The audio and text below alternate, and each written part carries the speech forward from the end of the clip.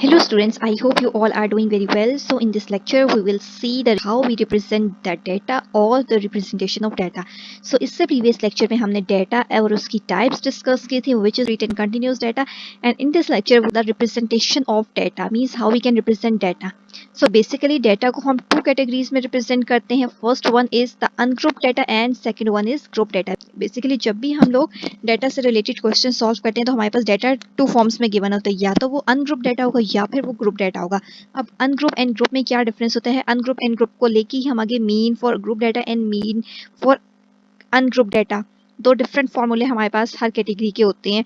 Median for group data and median for ungroup data and similarly mode for group data and mode for group data. ठीक है, सो उसके लिए हमें सबसे पहले पता होना चाहिए कि basically ungroup and group data होता क्या है.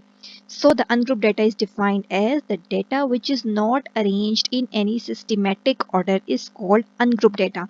ऐसा डाटा, ऐसी इंफॉर्मेशन, ऐसी कलेक्शन ऑफ इंफॉर्मेशन जो हमारे पास रैंडम गिवन है, किसी भी सिस्टमैटिक ऑर्डर मींस कि कोई स्पेसिफिक ऑर्डर गिवन नहीं है, रैंडम कोई भी नंबर, कोई भी इंफॉर्मेशन जो है वो गिवन है, तो इस तरह के डाटा को हम अनग्रुप डाटा कहते हैं. मींस कि कोई स्पेसिफिक ऑर्डर नहीं है, कोई सिस्टमैटिक ऑर्डर नहीं है, जस्ट रैंडम जो है वो नंबर गिवन है. ठीक है, प्रॉपर हमें उस चीज से रिलेटेड इंफॉर्मेशन गिवन नहीं है, तो इस तरह के डाटा को हम अनग्रुप डाटा कहते हैं.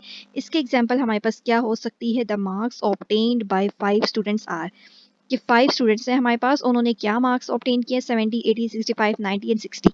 ठीक, रैंडम मार्क्स गिवन है. अब ये अनग्रुप डाटा क्यों है? अगर आपके पास क्वेश्चन इस फॉर्म में होगा तो ये हमारे पास अनग्रुप डाटा है, ये हमारे पास रैंडम नंबर्स गिवन है.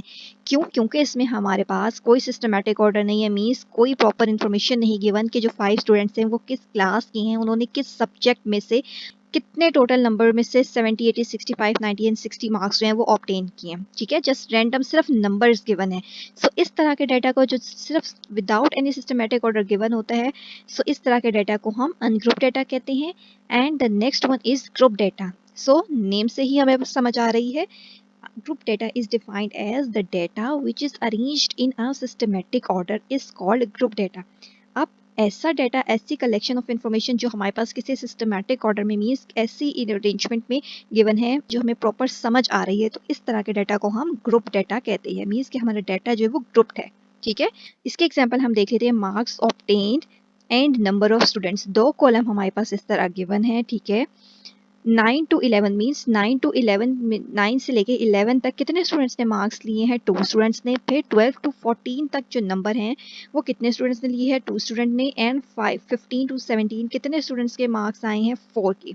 ठीक है, एंड में हम टोटल कर लेते हैं. So we get 4 + 2 + 2 is 8.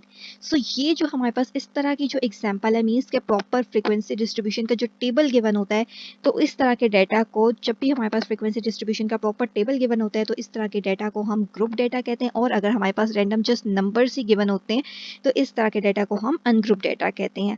So basic short C definition थी, बट मोस्ट इंपॉर्टेंट डेफिनेशन है, क्योंकि जब हम मीन, मीडियन एंड मोड को सॉल्व करते हैं तो उसके लिए सबसे पहले हमें आइडेंटिफाई करना होता है कि whether our question is in the form of group data और अनग्रुप डाटा.